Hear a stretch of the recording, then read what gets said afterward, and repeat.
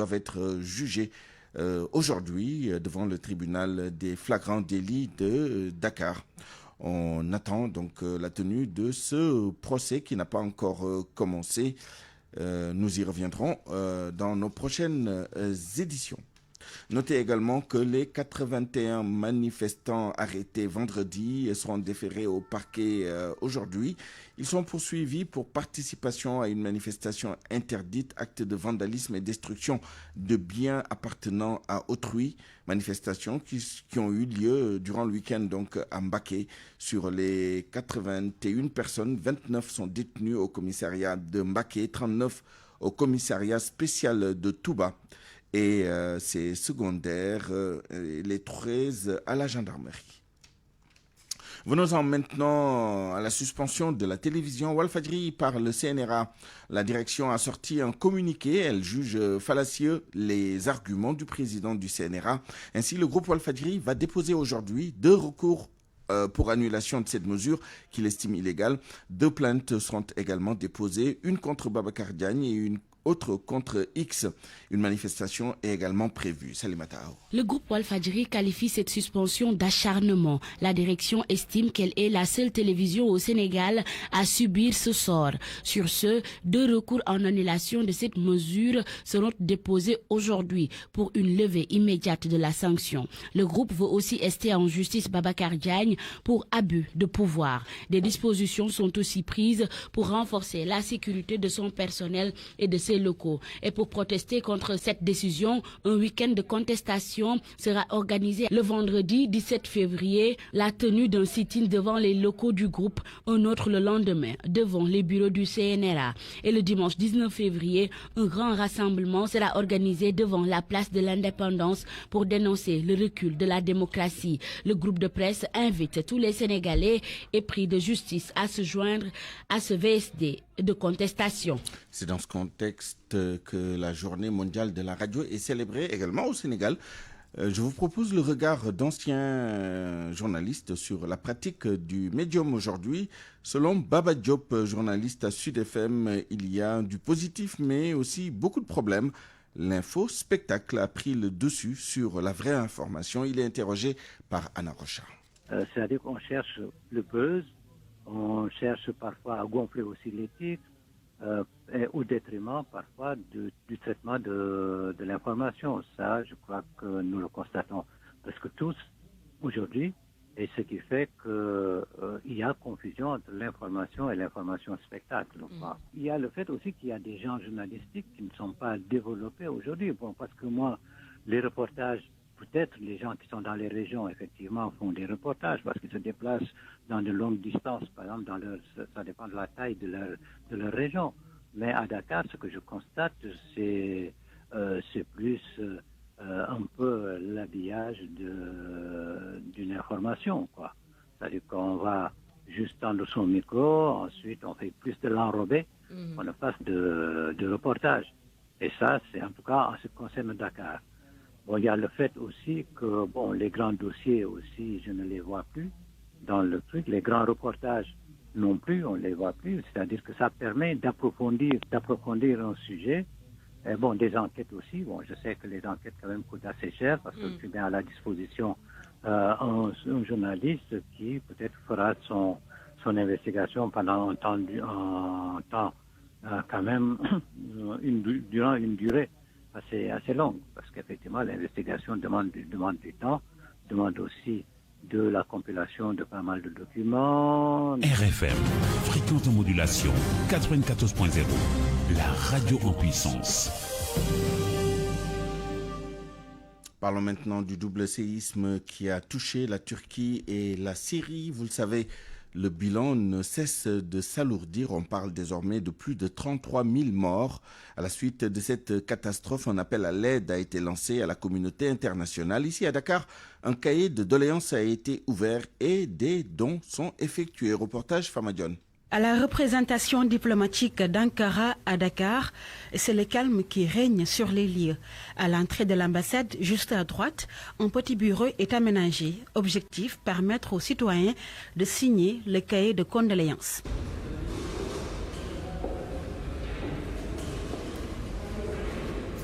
Sur place, nous retrouvons un monsieur, il est inspecteur du Trésor. La Turquie, c'est un pays de cœur. Il parle sous couvert de l'anonymat. Bon, en fait, c'est un pays que j'aime bien. J'ai appris avec tout le monde, donc l'horreur qui s'est abattue là-bas. J'ai décidé de venir faire une petite aide, voilà, parce que c'est des choses qui peuvent arriver à tout le monde. Donc, quand quelqu'un est dans le besoin, il faut l'aider. Donc, la Turquie est un pays donc, qui compte. Moi-même, ma famille aime très bien la Turquie, elle y va souvent. Donc, c'est normal que je sois là ce matin. En guise d'aide à la Turquie, il a fait un don d'un montant de 300 000 francs CFA. C'est ça dont je dispose tout de suite. Donc si c'était possible d'avoir d'autres dons, je le ferai. On peut connaître le montant? Le montant, bon, c'est symbolique, c'est autour de 300 000 francs CFA. À la suite des violents séismes qui ont frappé la Turquie et la Syrie, les deux pays ont lancé un appel à l'aide. Un appel pas tombé dans l'oreille d'un sourd. 12h08 dans l'actualité sociale, c'est remous dans le secteur de la santé. Andegessum décrète une nouvelle grève de 72 heures. Les syndicalistes ont décidé de restituer dès demain mardi tout le matériel relatif au plan élargi de vaccination. Une marche nationale est prévue le 16 février à Kaffrine. Là-dessus, je vous propose d'écouter Sidi Ndiaye, le vice-président de Andegessum, interrogé par Anna Rocha. Nos problèmes ne sont pas encore réglés. Et apparemment, les autorités, notamment le ministère de la Santé, ne bougent pas par rapport à nos doléances qui tournent autour du règlement des arriérés de prime Covid. Même si la DRH s'est permis de dire sur les ondes d'une région de la place que tout a été réglé et qu'on a payé des tranches. Ce qui est totalement faux. Nous ne parlons pas de cette prime d'ailleurs. Nous évoquons la question des indemnités du régime immunitaire qui a connu une évolution avec l'attribution, l'octroi d'une indemnité de logement, d'une indemnité de la prime de risque qui a augmenté, l'indemnité d'itinérance ainsi que la prime, l'indemnité paramédicale. Donc tout cela n'ont pas bougé et ils sont restés à l'État et nous ne comprenons pas que malgré le fait que le gouvernement ait mis à disposition du ministère de la Santé 104 millions pour payer ces reliquats-là jusqu'à présent, rien ne bouge. La lutte va aller crescendo parce que maintenant il est question de toucher au programme élargi de vaccination, dont le matériel ainsi que les intrants seront restitués au ministère de la Santé. À ce que c'est débrouillé parce que nous estimons que si on ne prend pas en compte nos revendications, malgré les alertes et les différents plans d'action que nous avons élaborés, c'est que véritablement il y a un manque total de volonté politique. Maintenant, le plan d'action va se poursuivre avec le 16 février, une marche nationale à Kaffrine pour faire cette marche de protestation contre l'inertie du gouvernement qui véritablement joue avec le feu. Autre aspect de l'actualité sociale, la coopérative d'habitat de la société de transport Dakar Dem peine à entrer en possession de ces 129 parcelles situées à Kerndiaïlo dans la commune de Sangalkam. Ces travailleurs accusent des jeunes de la localité de vouloir mettre la main sur leur terrain acquis légalement selon eux. Pour éviter des affrontements, les membres de la coopérative interpellent les autorités compétentes. Écoutons Brahim Ba, membre de la coopérative d'habitat au micro d'Abdou Diouf Diagne. Nous avons acquis notre terrain depuis 2009, des délibérations signées par l'ancien maire, M. Omar Gueye, et le préfet Ibou Diop. Cependant, nous notons que depuis pas mal de temps, les jeunes de Ndiaïlo viennent ici pour dire que ces terrains appartiennent à leurs grands-parents, pour dire que ces terrains ont été attribués par l'actuel maire, ce qui est archi faux, parce que nous ne pouvons pas comprendre avoir des délibérations de 2009. Nous sommes des agents de l'académie ayant acquis ces terrains normalement et avec tous les droits. Nous ne pouvons pas penser que des jeunes peuvent venir ici et dire que ces terrains les appartiennent. Maintenant, nous appelons M. le préfet et M. le maire de nous réhabiliter dans nos droits. Nous avons besoin de nos terrains, nous avons besoin d'habitat pour tout agent de l'académie ayant travaillé durement. Ce sont des îlots A, B, C, D. À peu près c'est 129 terrains qu'on a acquis ici. Derrière, nous avons des terrains qui sont dans un titre, mais nous avons parlé avec la famille Faye. Nous avons trouvé un accord que tous les terrains qui se trouvent dans le site seront relogés à côté du titre. Donc nous sommes parfaitement en phase avec la famille Faye. Donc franchement, nous n'avons rien à dire sur cela. Juste que nous avons besoin que l'État entende nos cris de cœur pour que ces jeunes de Ndiaïlo vraiment nous laissent avec nos terrains. RFM, la radio de toute l'actualité. Dans l'actualité politique, allons à Ourossogui avec ce vent de rébellion dans les rangs de la commune. Au moment où le PASTEF occupe le terrain, le mouvement Djiké et Bamtare gèle ses activités au sein du parti de Macky Sall, l'APR. Frustration et déception chez les partisans de Djibi Nalassi manifestent leur ces partisans manifestent leur colère. Matama Libandelnian. Ce sont des apéristes en colère qui ont convié la presse locale à leur assemblée générale. Regroupés au sein du mouvement Djiké Bamtare, les partisans de Djibina Lassi, premier adjoint au maire de Ourossogui, ont décidé tout bonnement de geler toutes leurs activités au sein de la paire. À l'origine, la frustration, la déception, la démobilisation et le découragement, selon Abalsi, leur porte-parole. Djiké Bamtare est l'un des actionnaires majoritaires de tous les succès du président de la République, Macky Sall, dans la commune de Ourossogui et le département. La seule fois où le candidat de Benno Bokk Yakaar n'a pas eu le soutien de Djiké Bamtare, il a mordu la poussière, les locales de 2014. Regrettons, après 11 ans de compagnonnage, son leader Djibina Lassi, 0 contrat de travail stable à ces jeunes, 0 financement à ces braves dames pourtant bien organisées en GIE, 0 assistance à ces sages à travers la solidarité nationale, 0 mesure favorisant l'épanouissement des initiatives individuelles et collectives, se traduisant par des frustrations, des déceptions, des démobilisations à 12 mois de la mère des batailles électorales, à savoir la présidentielle de 2024. Djiké Bamtare décide de se réserver le droit de geler ses activités politiques dans l'APR. Sachez qu'une procédure est déclenchée. À rappeler que le mouvement politique dirigé par Djibina Lassi a été déterminant dans les victoires de Benno Bokk Yakaar aux dernières élections locales et législatives. Matam, Ali Bandelnia, RFM. À présent, notre dossier politique, non pas sur les stratégies divergentes des leaders de la coalition Yewwi Askan Wi en vue de la prochaine présidentielle, mais sur le compagnonnage entre le PS et Benno Bokk Yakaar, le parti socialiste qui devrait rester dans la coalition présidentielle. La plupart des participants à un séminaire organisé par le bureau politique du PS ce week-end, élargi aux secrétaires généraux de coordination, auraient donné leur accord. On attend les conclusions de ce séminaire. Mohamed Ali Mouba. Au cours de ce séminaire de réflexion, beaucoup de thématiques ont été discutées, mais celle concernant le compagnonnage avec Benno Bokk Yakaar a retenu l'attention de camps continue de se dégager, ceux qui sont pour et ceux qui veulent que le Parti socialiste présente son propre candidat en 2024. Même si rien n'est acté jusque-là, une majorité a réaffirmé son ancrage au sein du Benno. Mais les dissidents continuent de camper sur leur position. Oui, Mahmoud Ouane, secrétaire national à la vie politique du Parti socialiste. Oui, mais je voudrais simplement appeler nos camarades à plus de sérénité et dire que, comme nous l'avons fait en 2014, comme nous l'avons fait en 2012, comme nous l'avons fait en 2019, il revient toujours au parti de prendre sa décision. Et la procédure, en l'état, comme en 2009 et 2014, nous avons interrogé les coordinations pour leur demander de se prononcer sur cette question-là. Un séminaire de réflexion n'avait pas pour objet de déterminer notre positionnement par rapport à toutes ces questions-là. Le rapport de synthèse est attendu dans les prochains jours pour trancher. RFM. L'actualité internationale.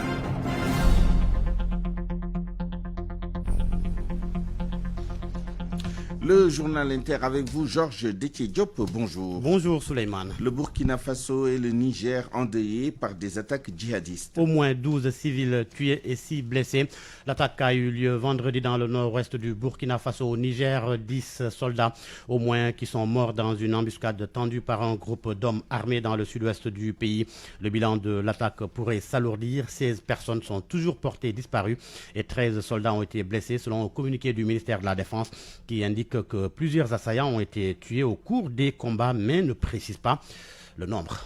Au Tchad, des rebelles du FACT jugés ce lundi pour la mort d'Idriss Déby Itno. Ce sont 150 éléments du principal mouvement rebelle au Tchad. Le procès se tient dans les locaux de la maison d'arrêt de Kessou. À la sortie est de N'Djamena, ils sont également poursuivis pour terrorisme, enrôlement d'enfants, mercenariat et atteinte à la sûreté de l'État. Cependant, un certain nombre d'entre eux pourraient être graciés après le jugement. Selon le chronogramme de la transition, le général Mahamat Idriss Déby, qui a pris le pouvoir au soir de la mort de son père le 20 avril 2021, avait promis d'accorder une amnistie aux rebelles du FACT après la prolongation de la transition de 2 ans par une commission interne au dialogue de réconciliation nationale. Et puis le séisme en Turquie et en Syrie, plus de 35 000 morts maintenant. 35 225 morts selon les derniers bilans officiels de ce matin. Le tremblement de terre a fait 31 643 morts dans le sud de la Turquie selon l'AFAD, organisme turc de gestion des catastrophes. En Syrie, les autorités ont dénombré 3 581 morts. Hier dimanche, l'ONU avait indiqué que le bilan pourrait encore doubler. Retour en Afrique, au Gabon précisément, ouverture ce matin des concertations politiques. Les travaux se tiennent au palais présidentiel sous la supervision d'Ali Bongo. La société civile, les syndicats, les religieux qui souhaitaient participer à la rencontre n'ont pas été conviés. Seuls les leaders des partis politiques ont été conviés donc selon les médias gabonais.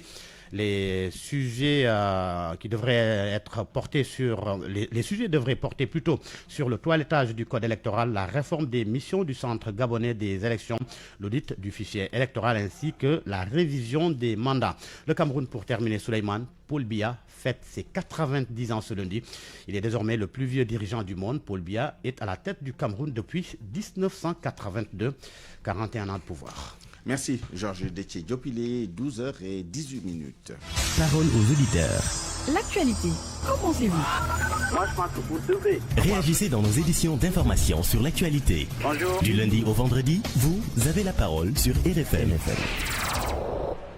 Notre rubrique Point de vue dans une dizaine de minutes. Nous débattrons de l'état de droit au Sénégal avec ces questions. Comment préserver la paix civile dans le respect des droits, notamment au plan politique et conformément à la loi? Nos deux intervenants du jour, le professeur Ogosek, président de l'Association des juristes africains, et M. Sadir Niass, secrétaire général de la Rencontre africaine pour la défense des droits de l'homme, RADDHO.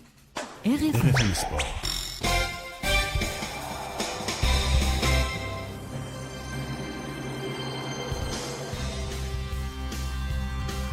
L'actualité des sports présentée par Malal Junior Diagne. Bonjour Malal. Bonjour Souleymane. Retour sur le combat Bombardier contre Tafatine. Les spécialistes donnent leurs avis. Après ce combat qui a duré près de 3 minutes et quelques, il n'y a pas vraiment eu de bagarre, encore moins d'affrontement ni d'accrochage. Le lutteur de Mbour a été déclaré vaincu par décision médicale puisqu'il a eu une blessure qu'il a envoyée directement à l'hôpital principal de Dakar avec une blessure au niveau du coude. Qu'est-ce qu'il faut retenir de cette dernière sortie de Bombardier, mais également quel est l'avenir qui s'offre à Tafatine? Abdoulaye Dembélé, journaliste spécialiste de la lutte, a donné son avis sur les questions ce matin. On a assisté à un non-combat. Ce qui étonne les acteurs de la lutte, ce qui étonne également les Sénégalais, on pense que peut-être Bombardier avait une blessure et l'avait dissimulée parce que la manière dont on nous a présenté cette blessure au premier contact, au moment où on voyait Bombardier reculer pour une première fois dans sa carrière, je pourrais dire, ça veut dire qu'il faut en douter. Par rapport à Bombardier, il faut noter qu'il est le doyen de la lutte sénégalaise, c'est le lutteur, il a 46 ans et plus, je pense qu'il est bon pour la retraite. Il faut qu'on puisse dire cela avec courage quand même. Il est en train de nous rabâcher à tout va qu'il a une bonne hygiène de vie. On peut réellement avoir une bonne hygiène de vie, mais compétir pendant autant d'années, je pense que c'est des signes de fin de carrière qui se manifestent, même s'il ne veut pas le dire. Pour Tafatine, je pense qu'il a encore sa place dans ce sport. Il est en train de mobiliser des foules lors de ses combats parce que les Baol-Baol ont compris qu'il est le seul champion de la contrée qu'il faudrait vraiment appuyer pour qu'il puisse aussi devenir roi des arènes. Il en a toutes les capacités requises pour y arriver. Le ministre des Sports était à Louga ce dimanche. Le ministre Yankoba Diatara était donc à Louga ce dimanche où il a présidé la finale départementale de Louga. Occasion pour Yankoba Diatara d'annoncer aux amoureux du football que des travaux de réhabilitation vont être effectués au stade Albouri Ndiaye de Louga avec la construction d'une nouvelle tribune, mais également avec la construction de nouveaux stades dans toute la région de Louga. Nafissatou Ndiaye était au stade. L'ambiance a encore régné hier soir au stade Albouri Ndiaye de Louga. Les ASC Diamono et Pench ont rivalisé d'ardeur devant les autorités du conseil départemental de Louga. Le ministre des Sports, venu assister à cette cérémonie, fait part des projets de l'ensemble des stades du Sénégal. Yankoba Diatara. Nous avons entamé des travaux au stade Léopold Sédar Senghor à hauteur de 20 milliards. Nous sommes en train de réhabiliter le stade Omar Diop, idem pour Marem Fall, Diourbel et Lamine Gueye de Kaolack. Le stade Demba Diop, c'est la fédération qui s'en charge. Nous construirons notamment des tribunes circulaires au stade de Lat Dior, Alioune Sitoé Diatta. Une deuxième tribune sera construite au stade Albouri Ndiaye, selon Méry Silla, président du conseil départemental de Louga.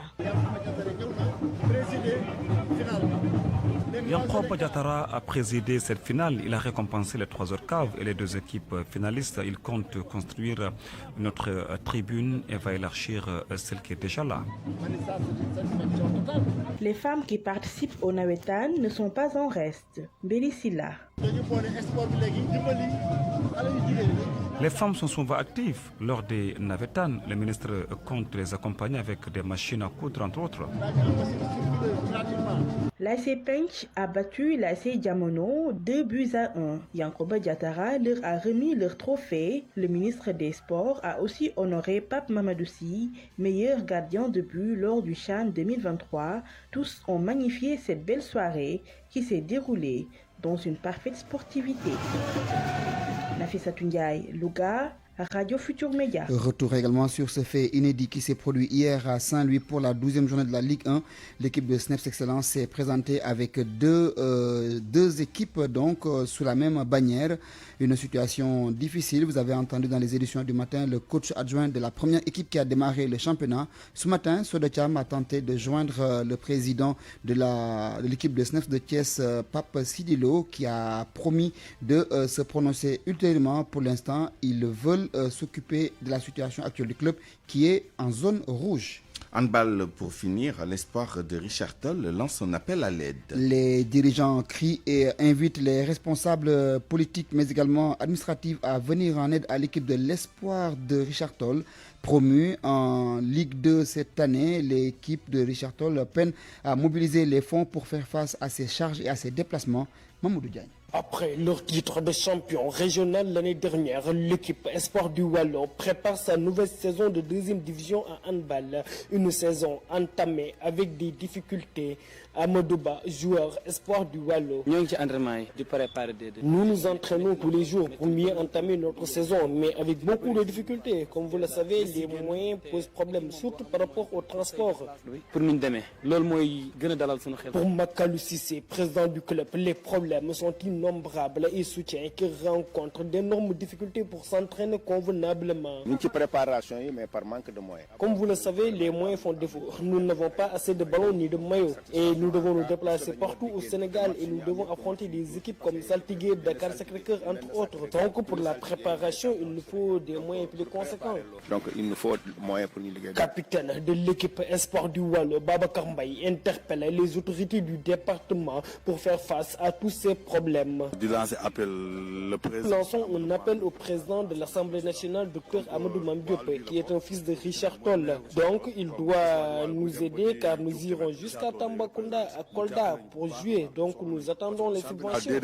Surtout au niveau des subventions. Avec comme objectif d'atteindre la première division l'année prochaine, les joueurs et encadreurs de l'Espoir du Wallon demandent le soutien des entreprises implantées dans le département pour l'atteinte de cet objectif. Mamadou Diagne, Richard Toll, Radio Futur Média. Toujours un plaisir d'entendre la signature de Mamadou Diagne depuis Richard Toll, Suleiman. Merci Malal Junior Diagne, excellente suite de journée. RFM, la presse du jour. Soumari.com et Ecobank, la banque panafricaine, vous offre votre revue de presse. La presse du jour avec Mohamed Ali Mouba. Bonjour. Macky Sall s'exprime sur la tension politique du pays. C'est un pur hasard, mais qui s'est finalement transformé en une occasion, une belle opportunité saisie par le chef de l'État pour rappeler sa détermination à défendre les principes qui fondent l'État.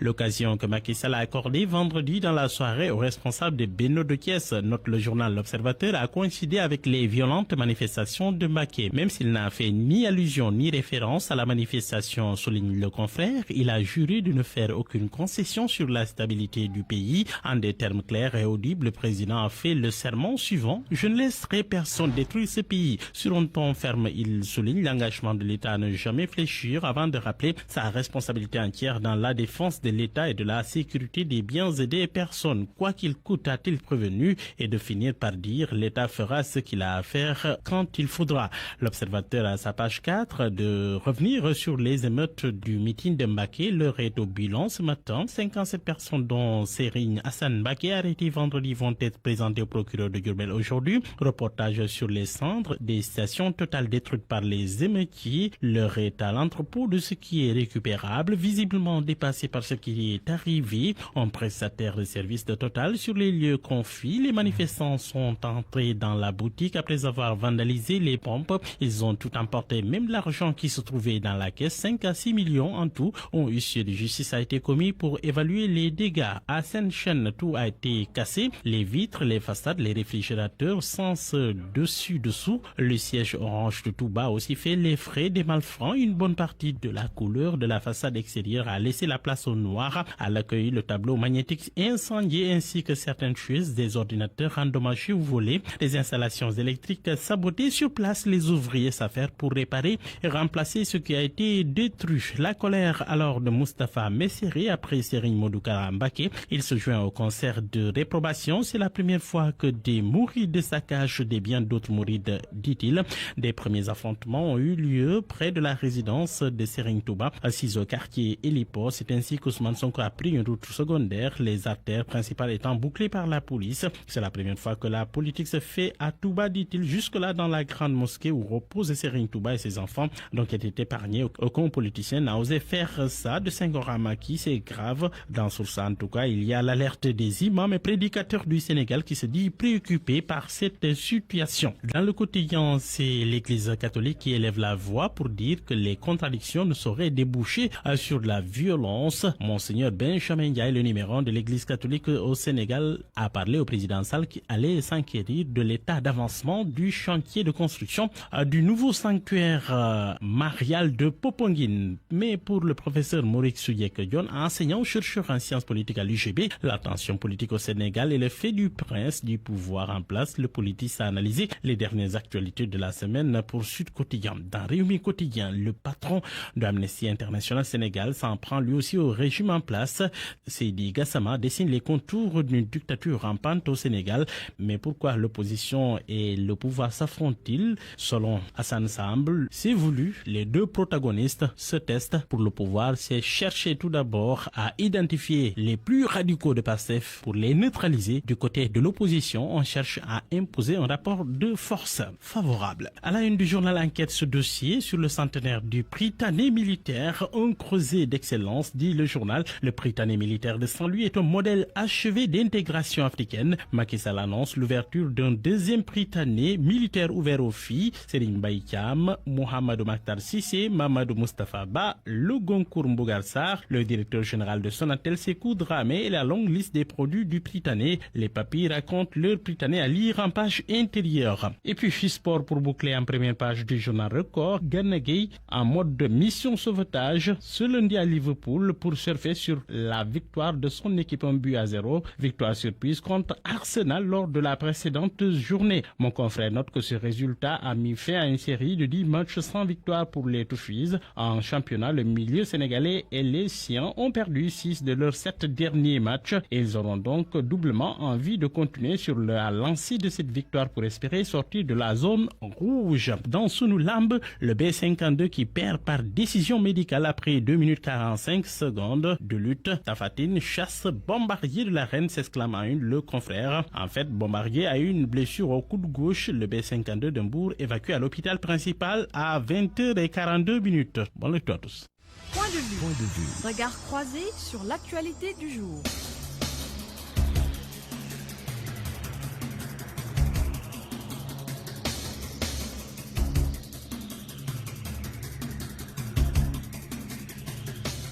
À 12h31, bienvenue à Point de vue.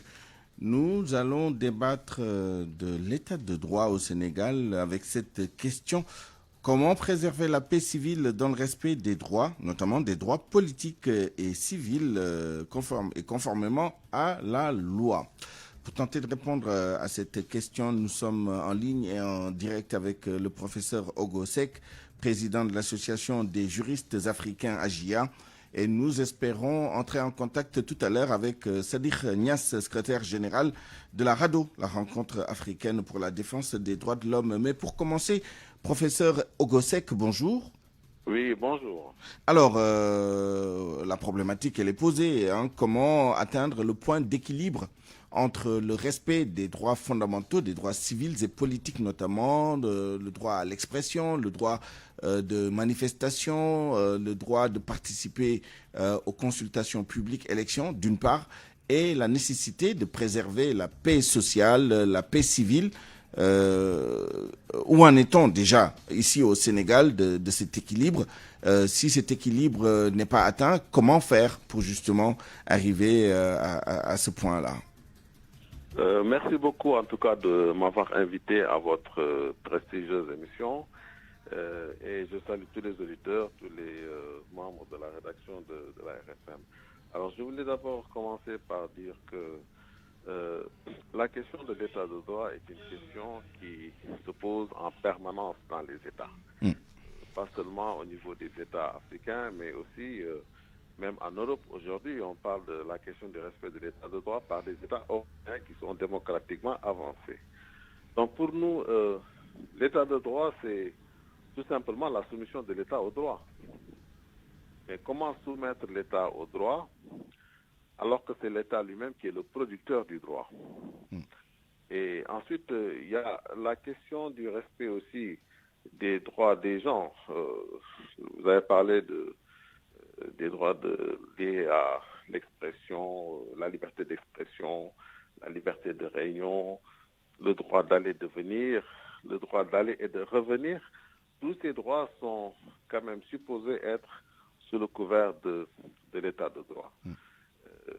Seulement en Afrique, si vous faites un peu d'historique au Sénégal, au début des indépendances, c'était surtout le parti unique, ou le parti unifié. Et il y avait le parti unique et ensuite il y a l'armée aussi qui est là. Et dans les pays africains, c'est ça un peu le problème, l'armée qui fait face au parti unique. Et vous avez parlé de liberté d'expression, mais il y a aussi la liberté de choisir librement ses dirigeants à travers le vote, à travers l'élection. Et donc tout ça entre dans le champ de l'état de droit. Maintenant, le fait de choisir ses dirigeants ne veut pas dire qu'une fois que les dirigeants sont installés, qu'ils ont le droit de faire absolument ce qu'ils veulent. Donc le droit est là en quelque sorte pour limiter les abus de l'État, comme aussi pour limiter les abus des individus. Et donc vous avez bien fait de dire comment concilier justement les droits de l'État et les droits des gens tout court. Donc c'est ça un peu la problématique. N'est-ce pas? Mais on peut illustrer cette problématique avec l'actualité du moment, avec ces manifestations organisées notamment par les partisans du président Ousmane Sonko, président de PASTEF, le parti des Patriotes, et l'État qui essaie d'assurer quand même un minimum de sécurité, qui est accusé justement d'abuser de son pouvoir en interdisant ces manifestations de façon presque systématique. Comment illustrer justement votre réponse, disons académique, par rapport à cette situation-là? Voilà. D'abord, concernant les droits de l'État, c'est-à-dire que l'expression de l'autorité de l'État a pour limite la loi. Donc, quand l'État exerce une autorité sur les individus et que cette autorité ne repose pas sur une loi ou une constitution, on n'est plus dans l'état de droit. Mais on n'est pas dans ce cas de figure. On n'est pas dans une situation de dictature ou de pouvoir arbitraire ou de tyrannie où c'est juste la volonté personnelle du dirigeant. On a vu ça un peu en Afrique, même en Afrique du Nord. certains dirigeants qui mettent entre parenthèses les institutions de l'État pour décider personnellement de l'avenir de la nation. Donc on n'est pas dans ce cas de figure. On est dans une situation au Sénégal où il y a deux droits qui s'opposent. Parce que le droit de l'État ne s'oppose parfois qu'en s'opposant aux droits des autres. Mais quand l'État exprime une force et que cette force repose sur la loi, c'est un pouvoir légal, régalien. Maintenant, quand cet État n'arrive pas à imposer sa volonté dans le cadre de la loi, on n'est plus dans l'état de droit, on est dans le pouvoir arbitraire. Donc on est dans quel cas de figure ici? On est dans un cas de figure où l'État repose quelque part sa volonté ou sa force sur la loi et la Constitution, mais peut-être que ces droits de l'État sont difficilement conciliables, donc ces droits ne s'opposent qu'en s'opposant aux droits des autres qui aujourd'hui sont en train de contester, etc. Maintenant, le problème, je crois que, et ça va nous servir de conclusion tout à l'heure, il faut que, pour que l'état de droit puisse trouver dans un État un cadre d'expression normal, il faut penser aussi au civisme, à la citoyenneté. Parce que si, comme aux États-Unis, d'ailleurs, la question s'était posée, si les citoyens sont dans une sorte d'indiscipline, de défiance très claire. Voilà, là, il faut que force reste à la loi. Mais il ne faut pas que non plus que l'État, en essayant d'imposer son droit, ne crée des injustices. Donc, il ne faut pas que la justice crée des injustices. Donc, on reviendra là-dessus tout à l'heure en guise de conclusion, comme vous avez dit. J'aimerais introduire Sadiq Niass, secrétaire général de la Rencontre africaine pour la défense des droits de l'homme. Monsieur Niass, bonjour. Bonjour, Suleiman. Beaucoup craignent pour la paix civile, pour la cohésion sociale au Sénégal dans les prochains mois, dans les prochaines années, au regard de la situation et surtout de son évolution. Avec cette surenchère illustrée parfaitement par le mano à mano ou le bras de fer entre le PASTEF et son président Ousmane Sonko, les autorités de l'État et d'autres pans de la société. Est-ce une surréaction ou c'est la réalité du terrain? Qu'est-ce que vous avez, vous, comme... vous avez tâté le pouls de la société. Où en est-on, justement? Qu'est-ce qui se passe sur le terrain, d'après vos recherches? Merci, Suleiman. En tout cas, je salue également mon co-débatteur. Je n'ai pas encore... Le professeur Ogosek, président de l'Association des juristes africains. Voilà, je salue aussi vos auditeurs. En ce qui concerne vraiment la situation, je pense qu'on est dans la réalité. Ce n'est pas de la surenchère de dire qu'il faut quand même faire un appel au calme, à l'apaisement des esprits, pour ne pas tomber dans des travers. Parce que le risque est gros.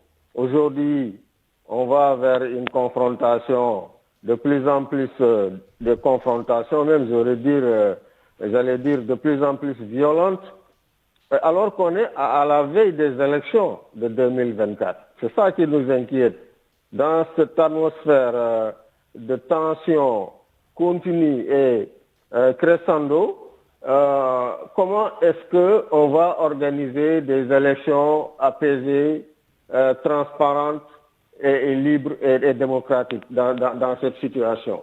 Donc on est dans une situation où il faut lancer l'alerte et essayer de trouver les moyens vraiment d'appeler tout le monde au calme, vraiment à ce que les gens se retrouvent et discutent. On a parlé de dialogue.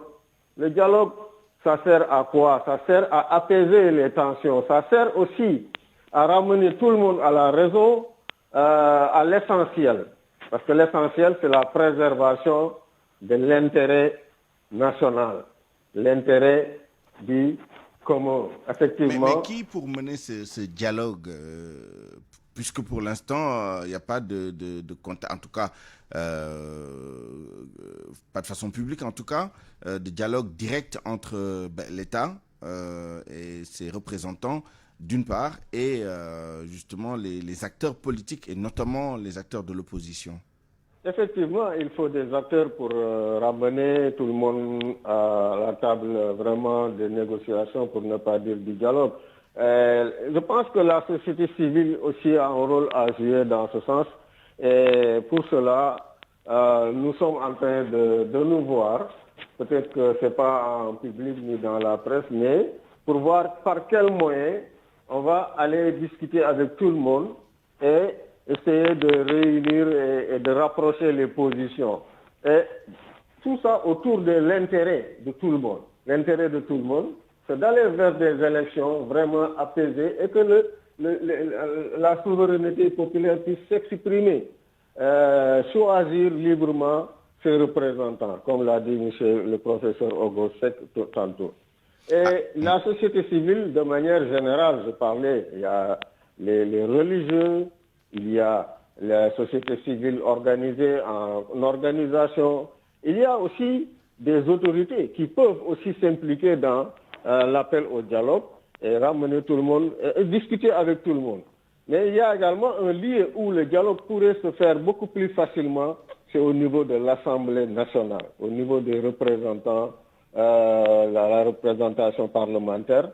Là également, c'est un milieu, un cadre qui pourrait aussi apporter son soutien, en tout cas ses efforts par rapport au dialogue, par rapport au rapprochement des positions. Je pense qu'il faudrait lancer un appel dans ce sens pour que les parlementaires également commencent à réfléchir sur les voies et moyens pour amener tout le monde au calme. En tout cas, sur ces propositions, j'aimerais entendre le professeur Ogosek, mais avant cela, je voudrais signaler que les organisations de la société civile ont été saisies d'une longue lettre par le bureau politique national de PASTEF qui est largement revenu et par le MONU sur ce qu'elle considère comme des actes posés par l'État du Sénégal à l'encontre du président de PASTEF, Ousmane Sonko. Et ils évoquent des actes de persécution, de diffamation, etc. Et dans cette lettre, PASTEF les Patriotes prend à témoin les organisations de la société civile dont la mission est de défendre les droits de l'homme et interpelle aussi la communauté nationale et internationale. Professeur Ogosek, vous avez entendu les propos de Sadirnias sur qui pourrait justement mener une médiation entre justement l'État, au sens que vous avez évoqué tout à l'heure, et les individus, les citoyens, et en l'occurrence les organisations politiques telles que les partis, etc. Que pensez-vous de cette nécessité d'entamer une médiation et surtout des propositions de ceux qui devraient être les médiateurs neutres entre les différentes parties? D'accord, merci beaucoup. Je salue M. Nias et je rappelle que l'association des juristes et la RADO ont toujours collaboré dans le cadre de la défense des droits des hommes politiques. Il y a eu l'affaire Karim Wade et Khalifa Sall et autres. Aujourd'hui, on parle de Sonko. Il faut dire que nous sommes tous dans cette préoccupation de savoir qu'il faut que le droit soit préservé dans tous les cas. Et c'est là où je voulais en venir. C'est-à-dire que la vocation d'un parti ou d'une organisation au pouvoir, c'est de se maintenir au pouvoir, de conserver le pouvoir. La vocation d'une organisation politique de l'opposition, c'est de faire en sorte que l'organisation qui est au pouvoir vienne dans l'opposition et que celle qui est dans l'opposition vienne au pouvoir. Donc, pour dire que les intérêts sont divergents. Maintenant, le dialogue, c'est sur le plan politique, bien sûr, que ce dialogue peut être proposé, mais souvent les dialogues ne mènent nulle part parce que les intérêts sont trop divergents. Et c'est pour cela que, et c'est là la force du droit, c'est-à-dire que nous sommes une organisation qui milite pour la promotion du droit, et nous militons, nous tous, je crois, pour la promotion du droit, et donc de l'état de droit. Et pour ce faire, il faut, en raison des intérêts divergents, il faudrait que un consensus soit organisé autour du respect de la règle de droit. Et je crois que c'est ça un peu notre problème aujourd'hui en Afrique d'une façon générale. Comment faire en sorte qu'on ait une justice républicaine, pas une justice gouvernementale, une justice instrumentalisée, mais une justice républicaine. Et si on a une justice républicaine et qu'il y a un consensus au niveau de la loi, de la Constitution, parce que c'est la Constitution qui est la colonne vertébrale de l'État de droit. Et sans cette Constitution, sans les lois, la République ne peut connaître que le désordre. Donc, qu'on soit du parti au pouvoir ou que l'on soit de l'opposition, il faut un intérêt commun. Et cet intérêt commun ne peut être organisé qu'autour du respect du droit, de la règle de droit, de la loi, du droit général. Et dans ces conditions, on pourra prétendre à ce qu'on appelle l'état de droit. Donc vous êtes d'accord avec les tentatives de médiation évoquées, mais surtout, il faut une justice indépendante qui arbitre justement ce débat, si j'ai bien compris. Seydi Ignace, pour conclure vraiment sur le rôle de la justice dans le règlement de la situation, dans l'apaisement de la situation actuelle. Effectivement, vous l'avez dit, il faut une justice indépendante. Maintenant, le problème, c'est que tout le monde est d'accord sur la soumission à la règle du droit. Dans un état de droit, c'est le cas. Mais ça, c'est également, en tout cas, un devoir pour tout le monde, que ce soit l'État, que ce soit les partis politiques, que ce soit même la société civile, de se soumettre au droit. Et la justice est là, c'est le moyen vraiment fort pour arbitrer. Et il faudrait effectivement qu'il y ait une justice indépendante. Maintenant, on est dans une situation où il y a des suspicions autour de la justice. Maintenant, comment faire pour faire lever toutes ces suspicions qui entourent l'exercice de la justice, pour dire qu'il y a une instrumentalisation de la justice pour barrer la candidature à un candidat de l'opposition, ou bien même une interprétation parfois même très diverse de la Constitution en ce qui concerne le troisième mandat. Vous voyez la difficulté qu'il y a à dire respectons la Constitution, mais par quelle interprétation? Respectons la justice, mais il faudrait que ce soit aussi une justice indépendante et que l'impression que l'on a qu'il y a une instrumentalisation de la justice cesse.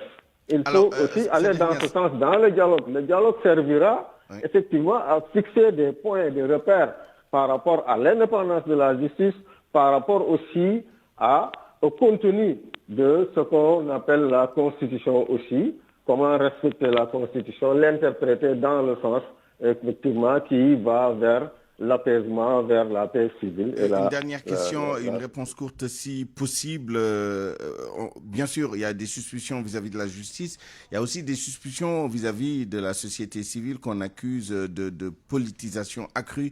Et il y a aussi une suspicion sur tout le monde, y compris la presse. Mais en ce qui concerne la société civile, dans ces conditions, quelle organisation de la société civile pour mener une médiation acceptée par tous? La suspicion ne vient pas que de l'opposition, elle vient aussi du pouvoir parfois. Oui, ça vient des deux côtés. Pour ce qui est de la suspicion envers la société civile, selon la position qu'on a et selon effectivement les arguments qu'on avance. Il y a la suspicion qui vient de partout. Mais là, c'est pour ça que c'est un peu lent cette tentative d'action. On va vers un cadre qui va regrouper non pas seulement les organisations de la société civile classique, mais je parlais de la société civile dans le sens large. Il y a les évêques, il y a les religieux, il y a les imams. On peut trouver quand même des sociétés civiles crédibles se regrouper dans un cadre, tous uniquement mis par l'intérêt national pour l'apaisement de la tension politique qui existe à la veille des élections de 2024. Merci Seydi Ignace, secrétaire général de la RADDHO, Rencontre africaine pour la défense des droits de l'homme Et merci également au professeur Ogosek, président de l'AJA, Association des juristes africains. À 12h51, c'est la fin de cette édition. Je vous remercie de l'avoir suivi. Merci à toute l'équipe qui l'a préparé et réalisé, à la rédaction en chef El Hajj Ndiogoudjen, chef d'édition Awambaï, à la mise en onde Abdoulaye Diop, à la production Alioune Ba. À 13h, vous avez rendez-vous avec Seydou Nourouba pour le grand journal en Wolof. Excellente suite des programmes. Au revoir.